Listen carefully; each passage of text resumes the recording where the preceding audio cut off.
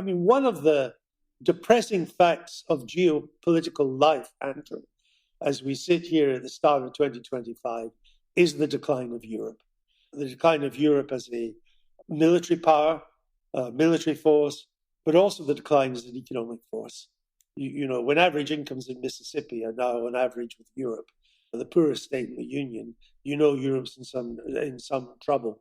That all the great, you know, there is no European Apple, there is no European Facebook, you know, there is no European Amazon, and there's no sign of one. And indeed, the AI, which Britain is actually not too bad at, after China and America, Britain's probably third in AI, but it's all moving to the United States. There's no AI really worth its salt happening in Europe. And you can see now, you know, if you go back 20 years, don't hold me to these exact figures, Andrew, but it's roughly true. 50% of the top 20 companies in the world were European. I think it's down to one or two of the top 20 companies in the world. And that has a real problem for Europe overall. And so I think Britain now has to face up as to whether it's actually just going to languish in this kind of Brexit Neverland or make Brexit work. Because there is a big decision coming up, and it's to do with AI, as I say, which Britain is actually not bad at. That golden triangle of London, Oxford, and Cambridge is a great hub of AI. DeepMind is there.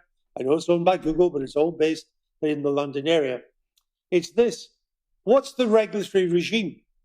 Because if we pitch in with the European regulatory regime, it's over. Prudential European regulation kills technological innovation. If we go with the more risky American way, it'll be more risky, but we have a much better chance of remaining part of the cutting edge of AI.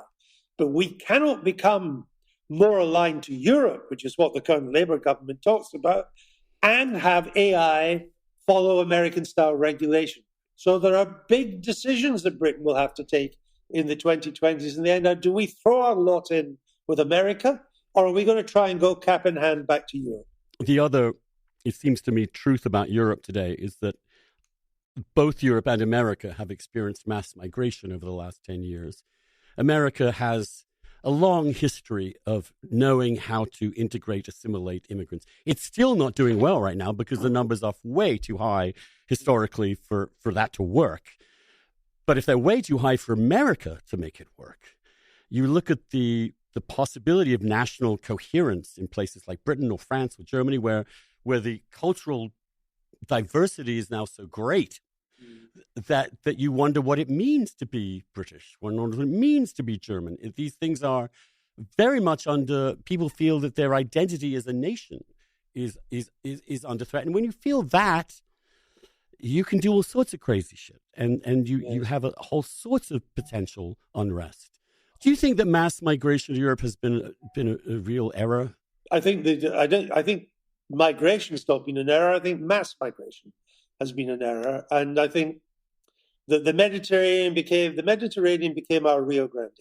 Mm-hmm. And just as it seems the Biden administration didn't know how to stop people coming across, so Europe doesn't know how to do it either.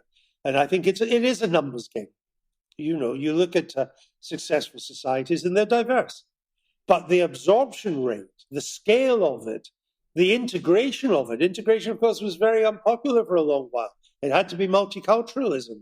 You know, the Swedish government for a long while paid migrants to keep their own language, to keep their own customs. They're not doing that anymore. It's compulsory to speak Swedish.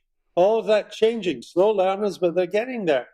I think we've made a lot of mistakes, and it's all compounded. See, it's still easy in America, partly because it's the cultural tradition, the nation of migrants. But the American economy is growing, and you can absorb migrants more easily in a growing economy when there's a job shortage and you need labor. European economies are not growing. Europe is now in its second lost decade in terms of economic growth. I'll say that again. Its second lost decade.